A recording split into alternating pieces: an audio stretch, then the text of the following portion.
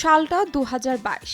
Captain America brave new ওয়ার্ল্ডের প্রচারের সময় আমেরিকান অভিনেতা অ্যাটর্নি ম্যাকিকে জিজ্ঞাসা করা হয়েছিল অ্যাডভেঞ্চার টিমে কোনো বলিউড তারকাকে বেছে নিতে হলে তার কাকে পছন্দ।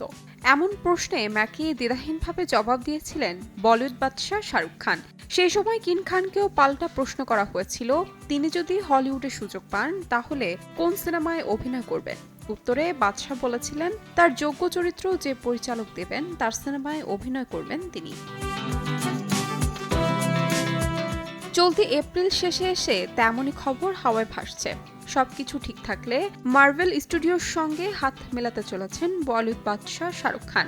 মার্ভেল স্কুপার থেকে তার ছবি সহ একটি বার্তা এক্স হ্যান্ডেলে ছড়িয়ে পড়েছে। পোস্টটিতে দাবি করা হয়েছে বাদশাহ খান এবং পাওয়ার হাউসের মধ্যে নাকি প্রাথমিক আলোচনা হয়েছে, যা দেখে বলিউডের পাশাপাশি হলিউডে বেড়েছে উন্মাদনা। যদিও এ নিয়ে কোনো আনুষ্ঠানিক ঘোষণা হয়নি।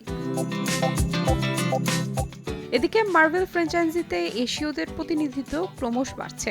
ইদানিং এমন কথা কান পাতলেই শোনা যাচ্ছে। যেমন দক্ষিণ কোরিয়ার অভিনেতা পার্ক সিও জুন দ্য মার্ভেলাসে অভিনয় করেছেন, আবার ফারহান আখতার, মোহন কাপুরের মতো বলিউড অভিনেতারাও ইতিমধ্যেই মার্ভেল স্টুডিওর সিরিজ মিসেস মার্ভেলে অভিনয় করে ফেলেছেন। তাহলে শাহরুখই বা কেন বাকি থাকবেন? তাই গুঞ্জন ছড়াতেই শাহরুখ অনুরাগীরা তাদের প্রিয় নায়ককে হলিউডে রাজত্ব করতে দেখতে চায়। তাহমিনা তন্নি, সময় সংবাদ।